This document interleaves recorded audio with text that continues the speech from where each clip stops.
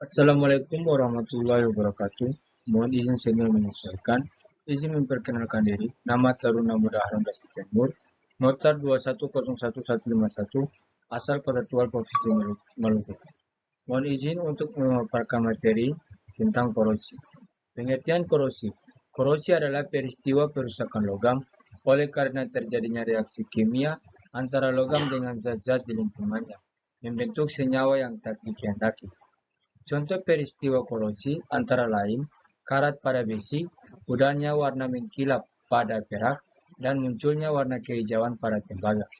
Reaksi kimia yang terjadi termasuk proses elektrokimia di mana terjadi reaksi oksidasi logam membentuk senyawa-senyawa oksidasi logam ataupun sulfida logam. Berikutnya adalah faktor penyebab korosi pada besi. Yang pertama, konsentrasi H2O dan O2.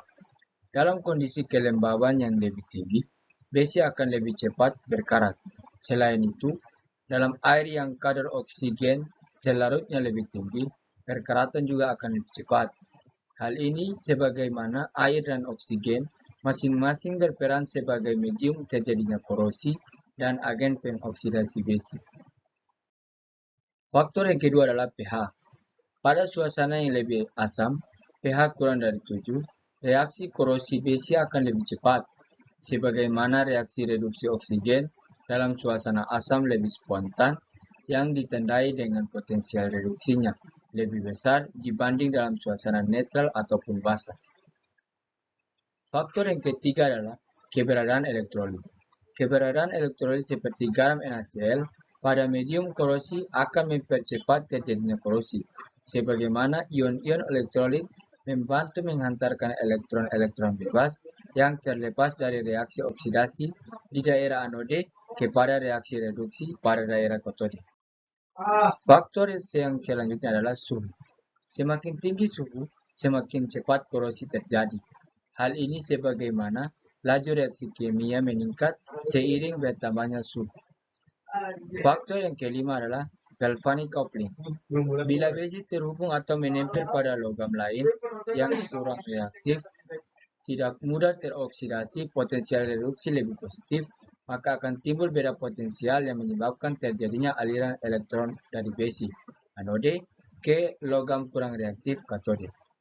Hal ini menyebabkan besi akan lebih cepat mengalami korosi dibandingkan tanpa keberadaan logam kurang reaktif.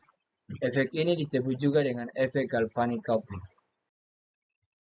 Yang berikutnya adalah cara mencegah korosi pada besi. Yang pertama, menggunakan lapisan pelindung untuk mencegah kontak langsung dengan H2O dan O2.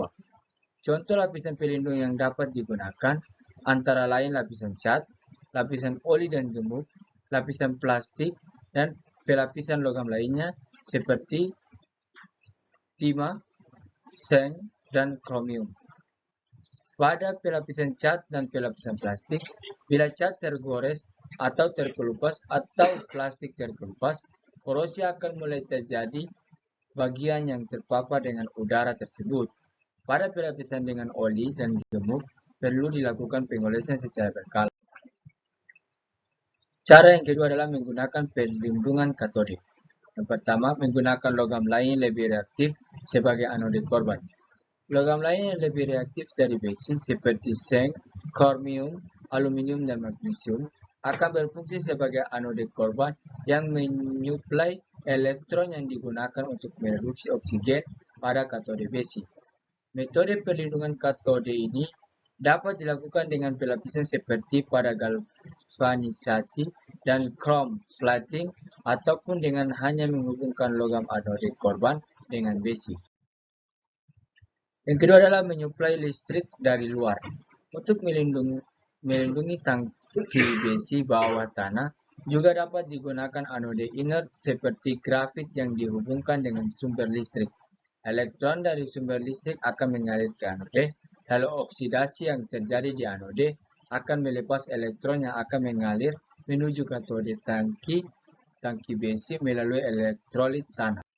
Sekian paparan materi yang saya sampaikan. Wassalamualaikum warahmatullahi wabarakatuh.